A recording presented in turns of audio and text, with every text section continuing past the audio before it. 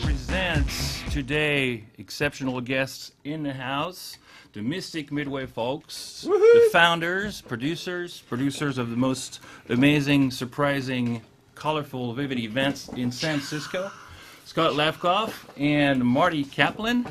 Thank you so much for coming over. Thanks for having us. Thanks for having us. Oh, it's great And to be for here. bringing such interesting element of decor.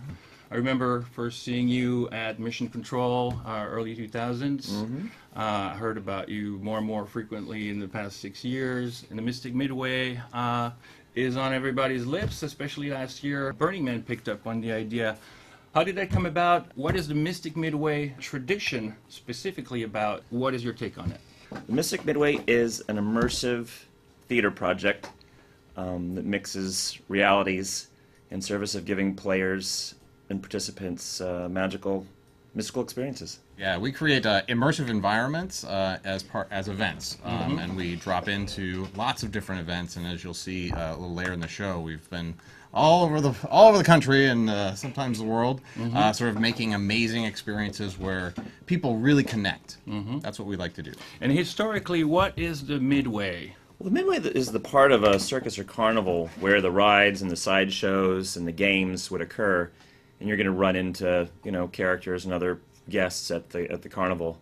And I like the metaphor of the Midway as a sort of an intersection, which is kind of another way that I like to use it. So an intersection for all sorts of worlds and characters and themes and all kinds of play and interaction. Which is a big reason why we use it. Yeah, exactly. And we feel like it's an interdimensional space. It's a liminal space. Halfway between here and there is Midway.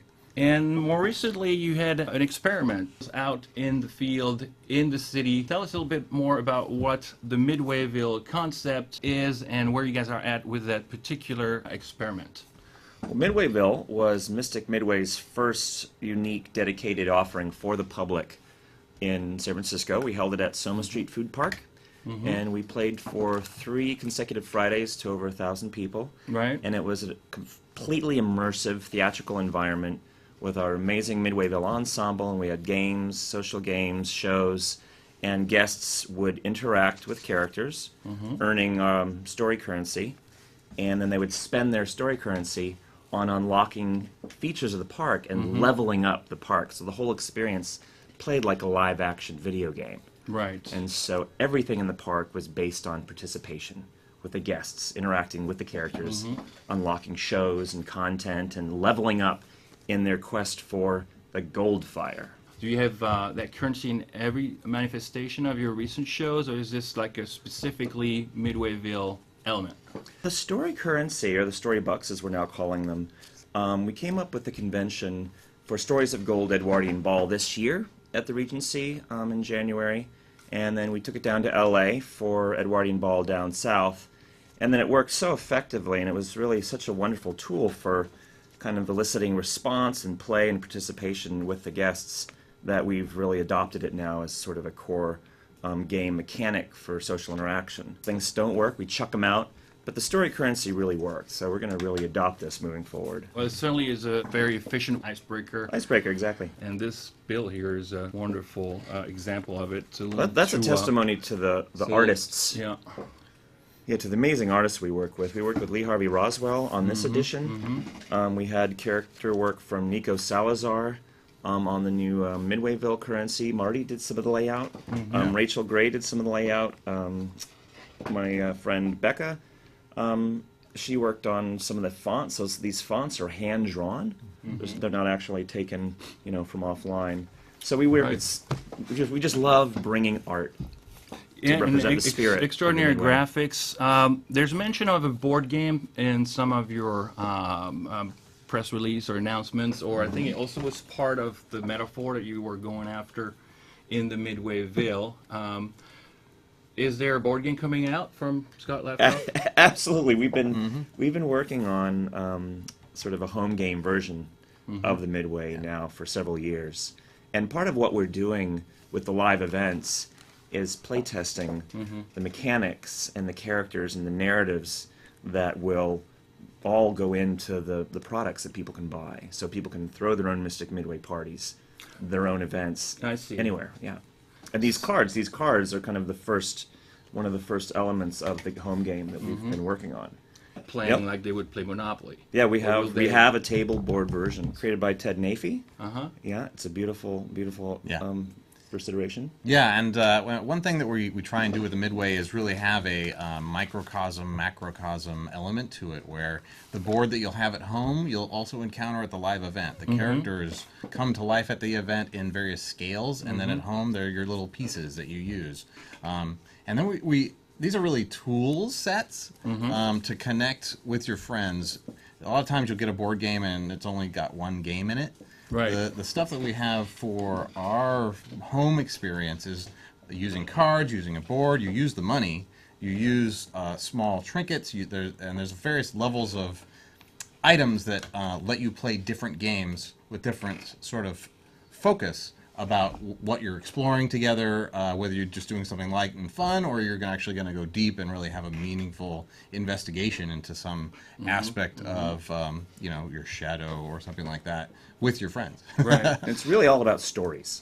And about immersion and breaking that third wall. Can you explain a little bit more what the special elixir ingredients are when it comes to drawing a crowd in, being a new kind of game? Well, the Midway is really dedicated to each participant and each player as a hero on their own journey. And all the characters and all the mechanics of everything that we do are in service of the guests, of the players. Our ensemble, the Mystic Midway ensemble, our performers, they represent mirror or an inquiry to the guests as heroes on a journey. And the guests might not even know that they were looking for something until they find something like, oh, I made this discovery. I just realized something. This is wonderful.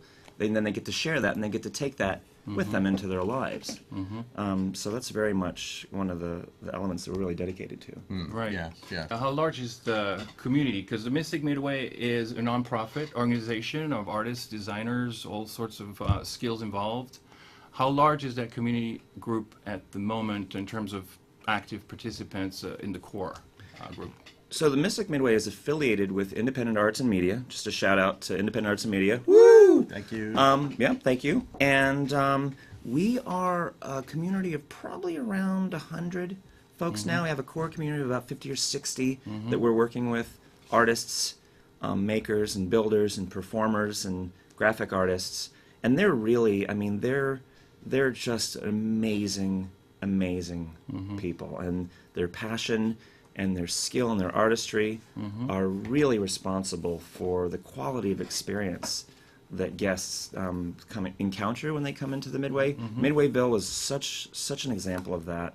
And we worked with Paradox Pollock, who's our ensemble director from LA, and he really brought the whole project to another level. The show is currently suspended for a few weeks, but it'll be back towards the end of the summer. What is the We were on prediction? hiatus searching for sponsorship to keep tickets low to the public. So we're currently looking for sponsors. Oh, we're looking for both commercial marketing type sponsors who want to do awesome marketing activations in the park and be a part of the game, have their product be part of the game or their company be mentioned on the banners and that kind of stuff.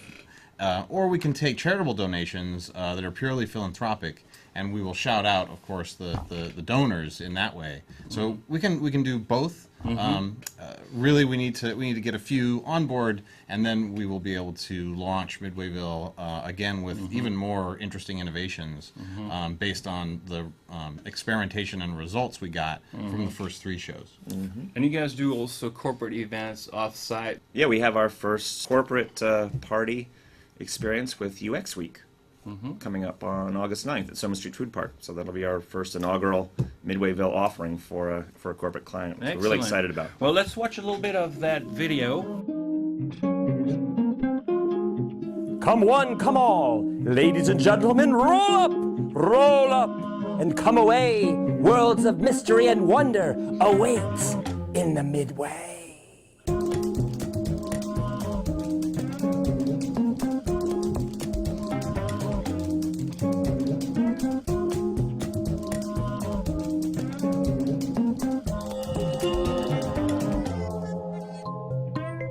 Well, Guests are being invited to share their thoughts on the peril and promise of new technology with the Sonic Mirror in the Miracula. Yeah, this is one of our first custom offerings for the producers of the Augmented World Expo down at the Santa Clara Convention Center. This was about three and a half years ago. And we were investigating the promise and peril of new technology. So that was the inquiry here for this experience that we created for the Augmented World Expo, in which we featured augmented content. So posters and cards you can see here.